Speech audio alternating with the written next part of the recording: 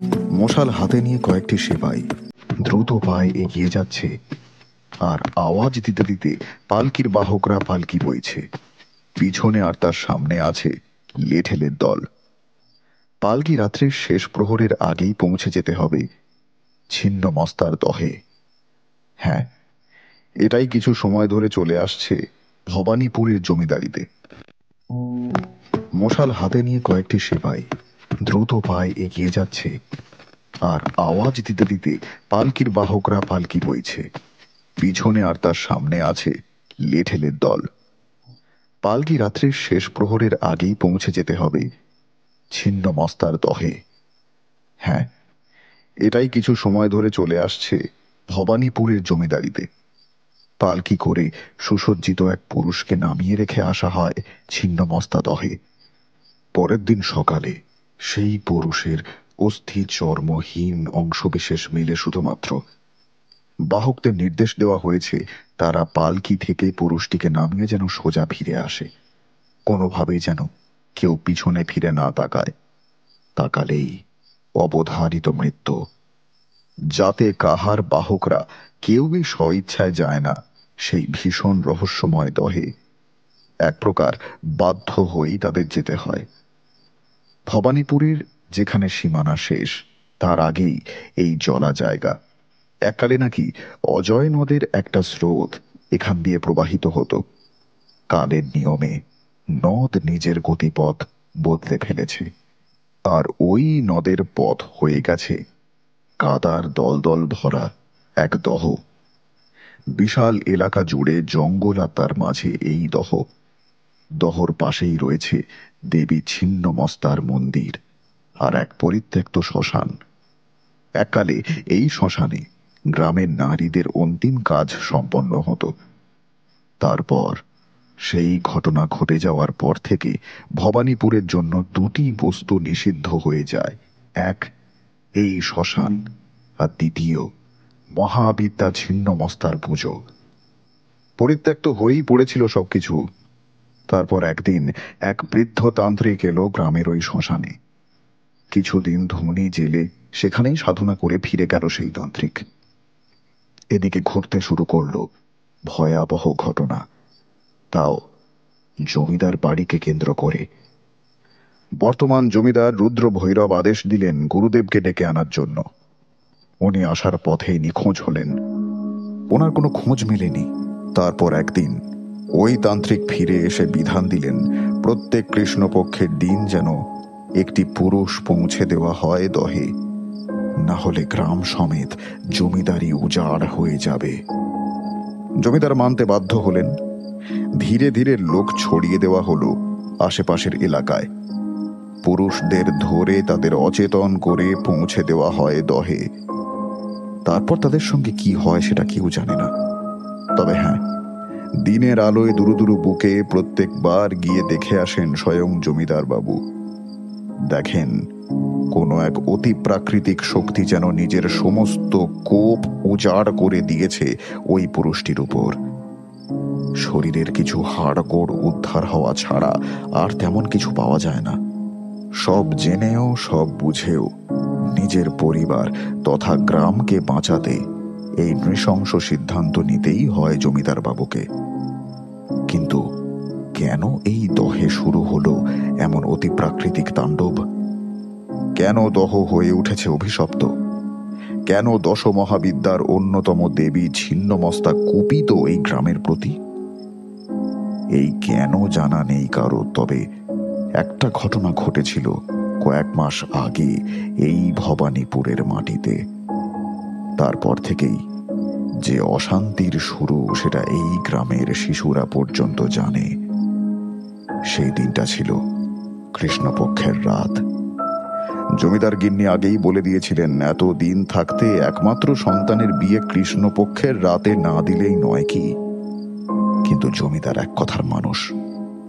মেয়ের বাড়ি কথা দিয়ে যখন এসেছেন, লগ্নপত্র যখন হয়ে গেছে, তখন বিয়ে সেই দিনই হবে।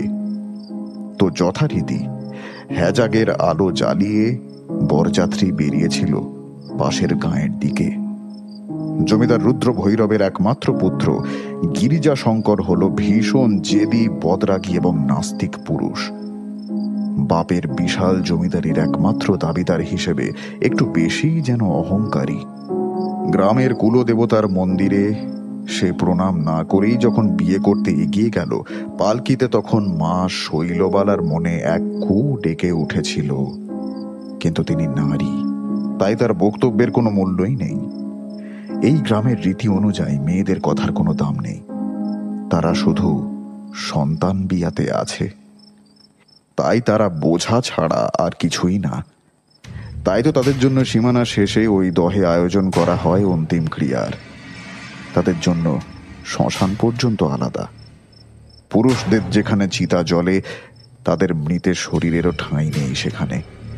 বরিশালের জমিদার সপ্তপর্ণী নিজের মেয়ের বিয়ের জন্য ভবানীপুরকে নির্বাচন করে যাতায়াতে সুবিধার্থে পাশের গ্রাম কুসুমগঞ্জে এসে উপস্থিত হন।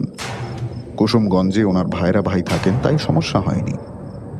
জ্যেষ্ঠ কন্যা রুদ্রমার বিয়ে হলেই সপ্তপর্ণী ফিরে যাবেন বরিশাল। বরযাত্রী যাবার পথে কলকাতা থেকে আসা গিরিজা শঙ্করের ইয়ার দোস্তদের সঙ্গে তার ঈশ্বরের অস্তিত্ব নিয়ে বিতর্ক বাঁধে। একদল বলেন ঈশ্বর আছেন, আর একদল বলেন ঈশ্বর বলে কেউ নেই। গিরিজার মাথায় খেলে যায় দুষ্ট বুদ্ধি।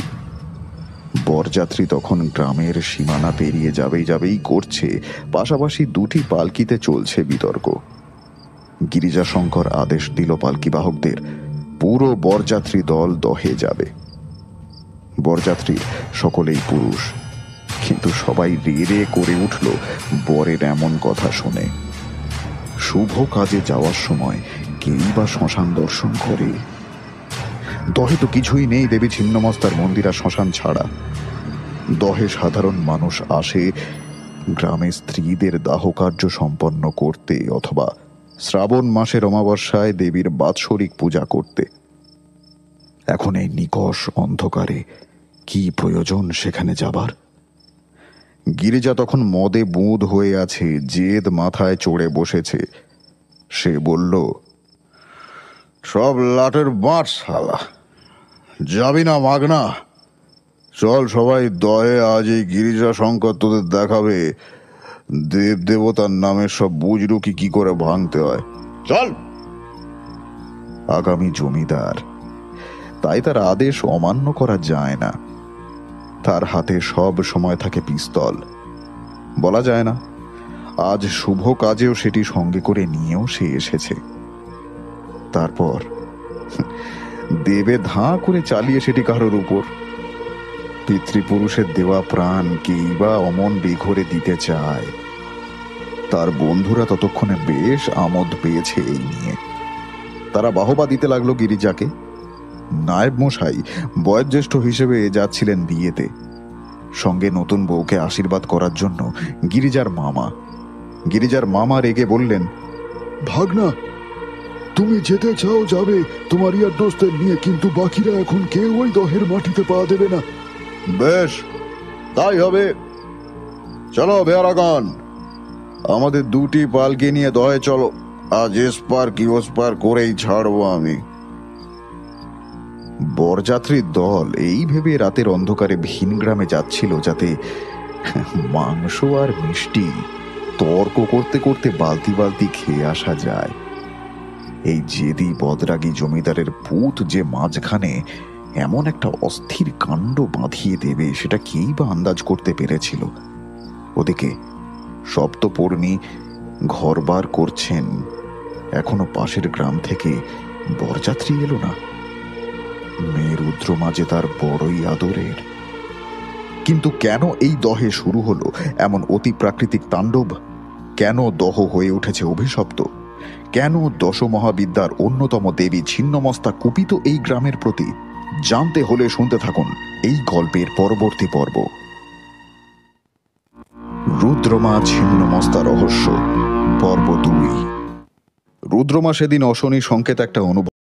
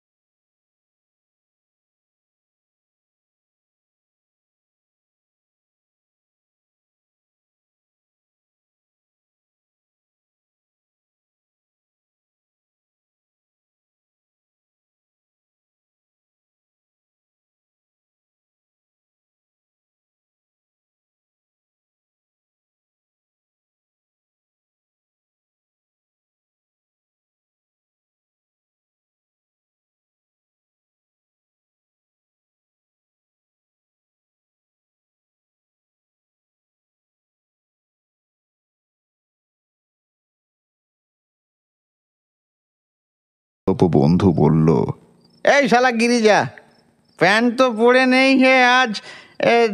তুমি যে বললে ও কাজ করতে গেলে প্যান্টে পেচ্ছাপ করবে, হ্যাঁ? আজ তুমি আন্ডার প্যান্ট আর ফিনফিনে ধুতি পরে যাচ্ছ বংশ বিস্তার করার মেশিন আনতে, হ্যাঁ? এই তুই ভাই ফিরিঙ্গি ভাবিস নিজেকে, তাই তো? শালা এই শর্মার চেয়ে নাস্তিক ইয় জগতে কেউ নেই, তাই আমি প্রমাণ করতে এইছি এখানে। আয় শালা, এই মাগিবাজের দল, আমার সঙ্গে আয়। এই দহতে মানুষ আসতে দিনমানেই ভয় পায়। এটা কলকাতা সোনাগাছি নয় রে, আয়। সবাই গিরিজাকে অনুসরণ করলো। তারা যখন মূর্তির সামনে এসে দাঁড়ালো, তখন সেই ভয়াল মূর্তি দেখে প্রায় সবার শির দাঁড়া বেয়ে নেমে এলো এক শিরশিরে অনুভূতি। গিরিজা কলকাতা যায় জমিদারির কাজে, আর তার সাথে তার নিত্যদিনের অভ্যাস বাইজি বাড়ি যাবার। তার সেখানে অবাধ বিচরণ আর ইয়ার দোস্তদের সঙ্গে মেলামেশা। কোনো সময় লক্কা পায়রা ওড়ানো, আবার কোনো সময় বন্ধুর বাগান বাড়িতে বাইজি নাচানো। সাথে আছে আফিমের দেদান নেশা আর মদ্যপান। বাপের উৎপাত তো সেখানে থাকে না, কিন্তু এই গ্রাম অঞ্চলে, এই অন্ধকার জনহীন প্রান্তরে ভীষণ দর্শনা দেবী মূর্তির সামনে সবার বেলেল্লাপনা যেন মিলিয়ে এলো। কিন্তু গিরিজা ভীষণ উৎফুল্ল আজকে নিজের কেরামতি দেখাবার সুযোগ পেয়ে। মন্দির ঠিক নয়, একটা নাট মন্দিরের মতো চাতালা, তার উপরে বিরাজমান দেবীর পাথরের মূর্তি। এই মূর্তি স্থাপনা করেছিলেন অমরনাথ থেকে আসা এক যোগী পুরুষ।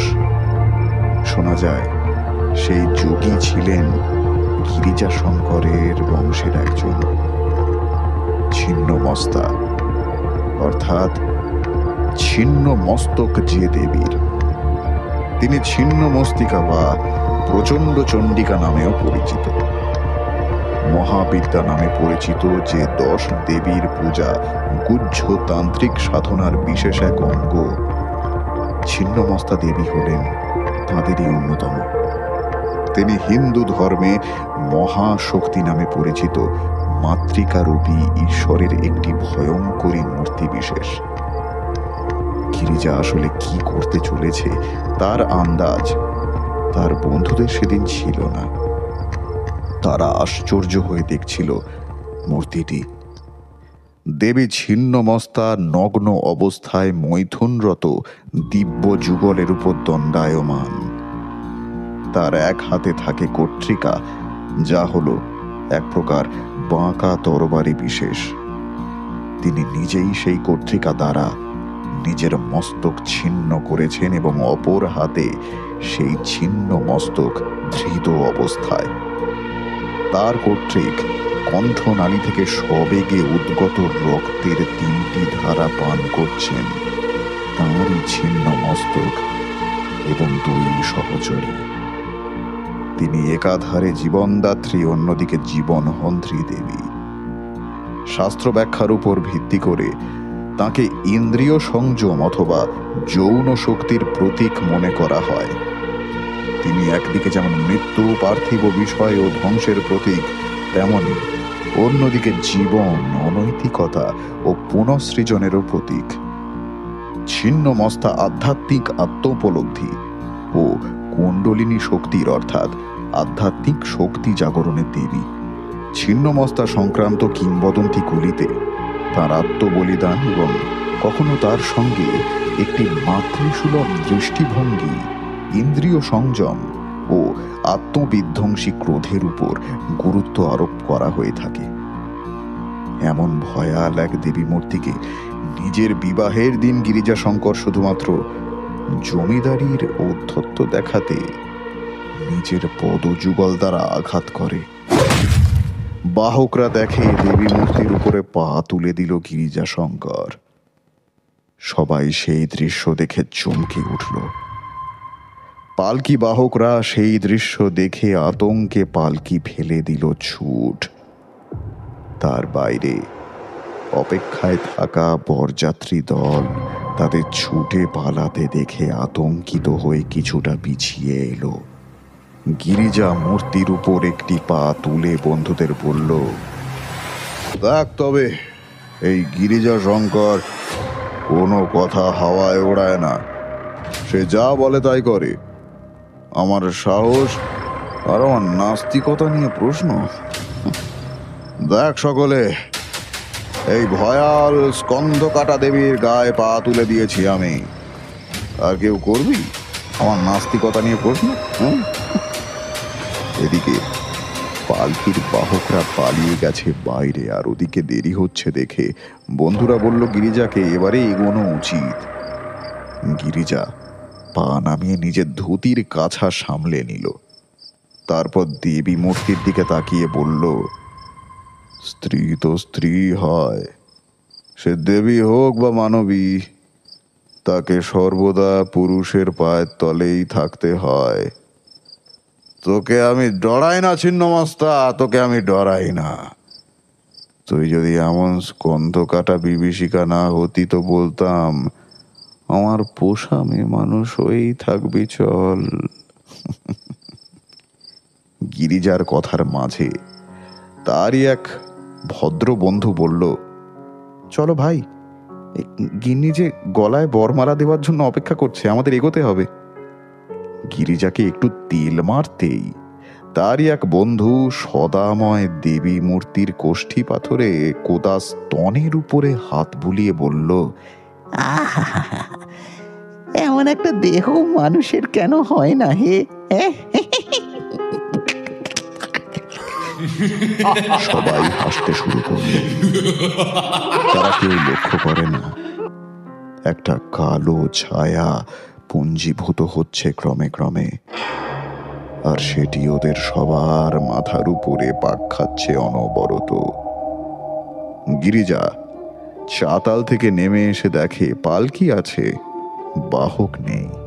সে রেগে চিৎকার করে, কেউ সাড়া না দিলে ওরাই বাইরে বেরিয়ে আসে একে একে। 8 জনের মধ্যে যে কজন কম ফিরে আসে বাইরে সেটা কেউই লক্ষ্য করে না। 130 জন বরযাত্রীর মধ্যে একজন যে কম আছে সেটা কেউ লক্ষ্য করেনি। বাহকরা যখন ভিতরে ঢুকে পালকি আনতে যায় তখন একটা চাপা গোঙানি শুনতে পেলেও তারা ভয়ে পালকি নিয়ে দ্রুত বেরিয়ে আসে। বিষয়টা তারা আর কাউকে জানায় না। গিরিজা ব্যস্ত ছিল তার বন্ধুদের প্রশংসা শুনতে। আজ দিনটা বড়ই ফুরফুরে। নতুন নারীর আগমন ঘটতে চলেছে, তার উপরে আবার এমন একটা কাণ্ড সে করে বড়ই খুশি ছিল। ওদিকে যে বন্ধুটি দেবীর স্তনে হাত রেখে উচ্ছ্বাস করছিল তার স্থান ততক্ষণে হয়েছে দহের দলদলের মতো পাঁকে। তার নাক মুখ দিয়ে তখন অনবরত ঢুকছে পাঁক। তার দম বন্ধ হয়ে আসার আগে সে দেখে এক ঘোর অন্ধকার ছায়া, যে ছায়া মুন্ডহীন, আর তার পাশে 2টি নারী মূর্তি।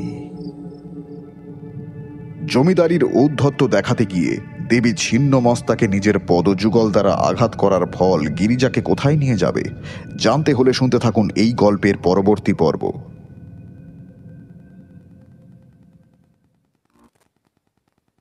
ওরে সিঁদুর দানের জন্য প্রস্তুত হলো। পরবর্তী সময় সে জেনেই নেবে তার স্বামী এই বিবাহ বাসরে আসার আগে কি এমন করেছে যে ডাকিনী সংসর্গ হয়েছে তার।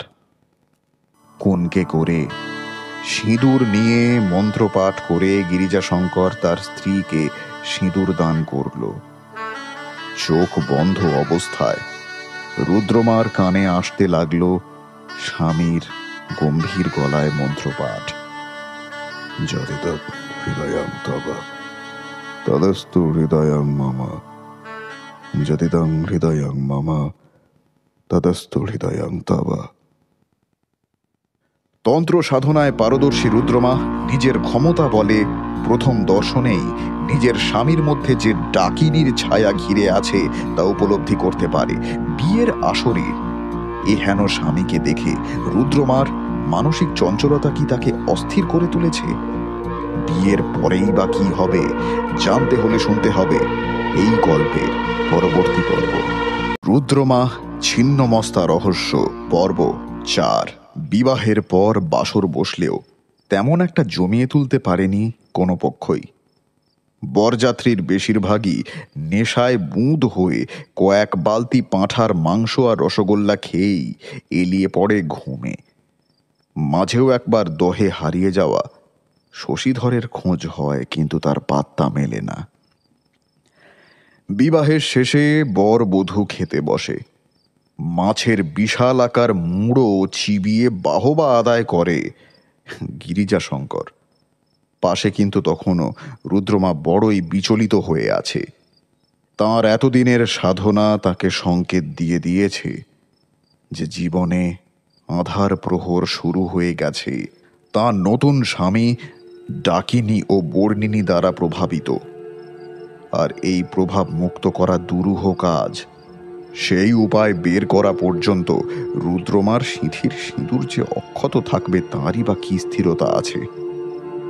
উপায় একমাত্র স্বামীর কাছে জানতে হবে কেন এমনটা হলো।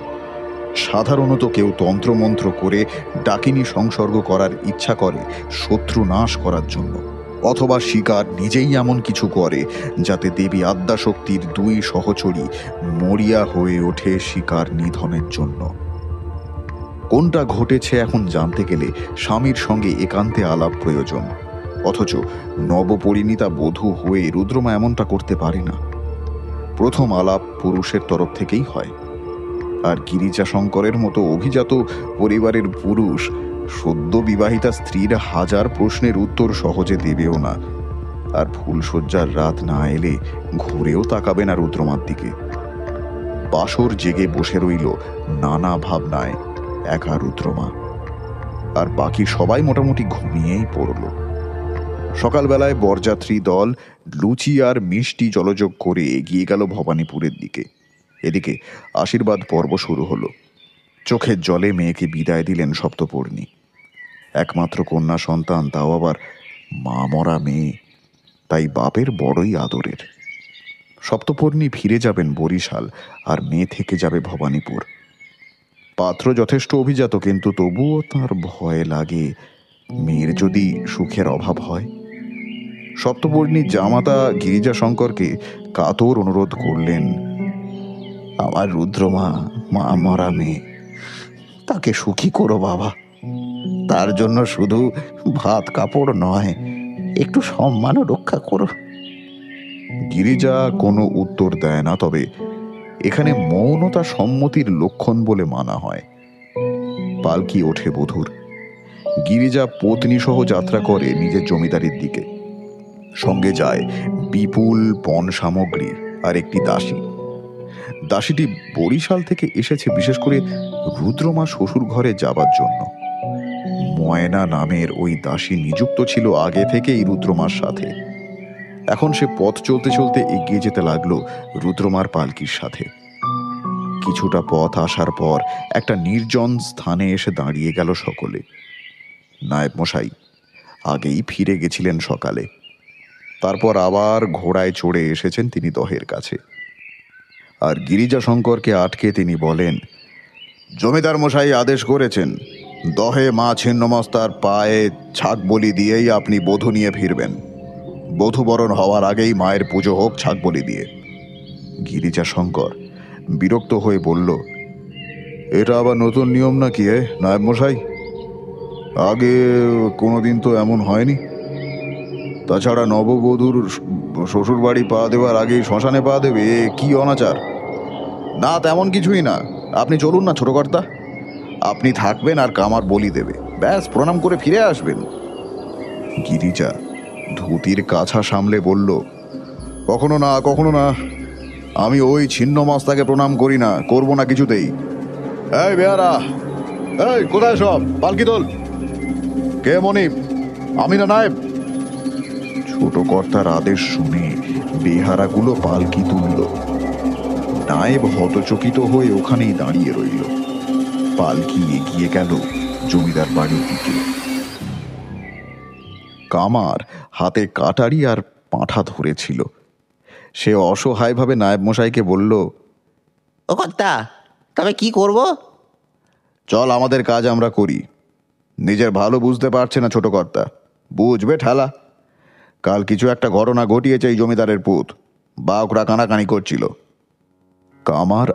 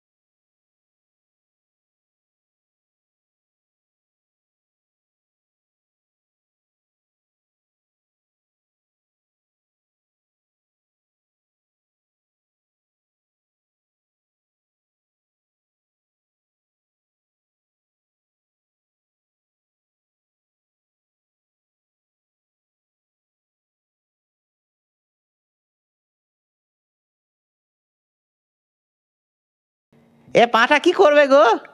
কেটে কুটে পরিষ্কার করে দেবো? এই শালা বেটা কামার, কোথাকার জানিস না এখানে পশু বলি দিয়ে পশু এখানে রেখে যেতে হয়? শ্মশানের বলি দিয়ে সেই ভোগ কেউ ঘরে নিয়ে যায়? আমি তো হেথায় আগে আসিনি কোনোদিন, তাই জানি না কর্তা। এই আমায় মাফ করেন। সে তার কাটারি ধুতে দহের যেখানে সামান্য জল থাকে সেখানে গেল। আর চাকর দুটি পশুটি চাতালের একপাশে সরিয়ে রাখল। কামার কাটারি ধুতে ধুতে চিৎকার করে উঠল, নায়েব মশাই আর চাকর দুটি ছুটে এলো কামারের চিৎকার শুনে। তারা ভাবল দহের পাঁকে সে মনে হয় ডুবছে, কিন্তু নায়েব মশাই আসতেই কামার তার হাতের ইশারায় দেখালো দহের কাদার ভিতরের দিকে একটা আধ খাওয়া লাশের কিছুটা অংশ দেখা যাচ্ছে। বাকি শরীর দহের ভিতর গেঁথে আছে। লাশটি দেখে চমকে উঠল নায়েব মশাই, কারণ লাশটি হলো ছোট কর্তার সেই ইয়ার দোস্তটির, যাকে খুঁজে পাওয়া যাচ্ছে না। অদ্ভুতভাবে মুখের অংশ কিছুটা মাংস আছে, কিছুটা নেই। তার দুটি চোখে মণি দুটি না থাকায় একটা গভীর গর্ত তৈরি হয়েছে। একটা সাপ সেই গর্তর মধ্যে থেকে শরীর গলিয়ে দিয়েছে। এক চোখ দিয়ে তার লেজটি দৃশ্যমান, আর এক চোখে তার মুখটি। নায়েব মশাই চাকর দুটিকে বললে, এই দ্রুত চলো জমিদার বাড়ি, আমাদের এই লাশ উদ্ধার করার ব্যবস্থা করতে হবে, বেলা থাকতে থাকতে চলো চলো।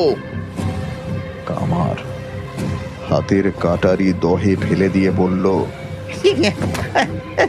না মশাই, এ কাটারি আমি সঙ্গে নিয়ে যাবনি, কিছুতেই যাবনি।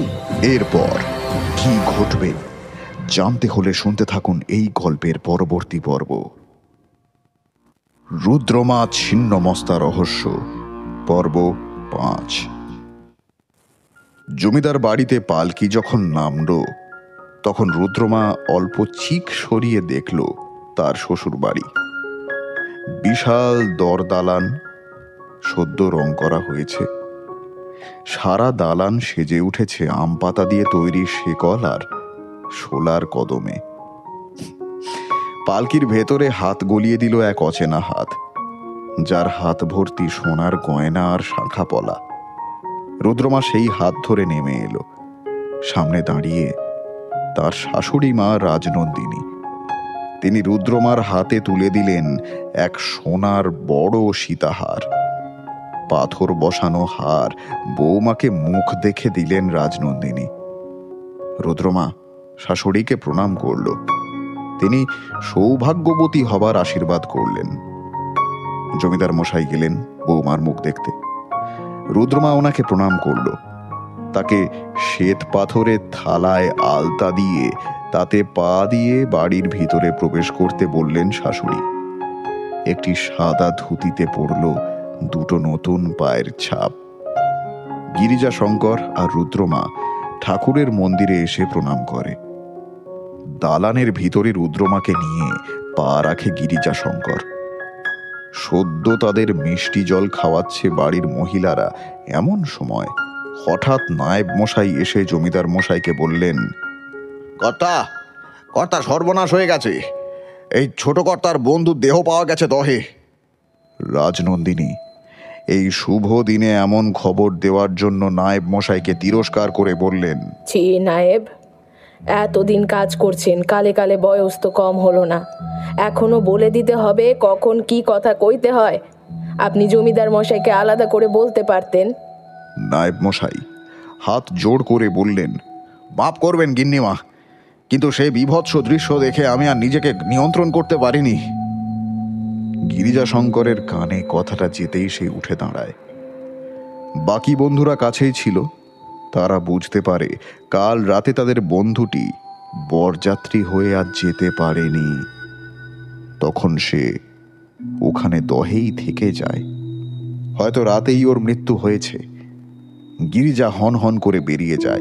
বিয়ের আনন্দ মাটি হয়ে যায় এই অপ্রত্যাশিত ঘটনা ঘটে যাবার পর। কেউ আটকাতে পারে না গিরিজাকে। নায়েব মশাই বললেন জমিদার মশাইকে যে কাল ছোট কর্তা দহে যান। সেইখানে এমন কিছু একটা ঘটে যার পরই এই বিপত্তি। রুদ্রমা স্বামীর পাশ থেকে সরে যেতেই অনুভব করে সেই অদৃশ্য শক্তি দুটিও গায়েব, অর্থাৎ স্বামী নিজেও শিকার। রুদ্রমা ভয় পায়।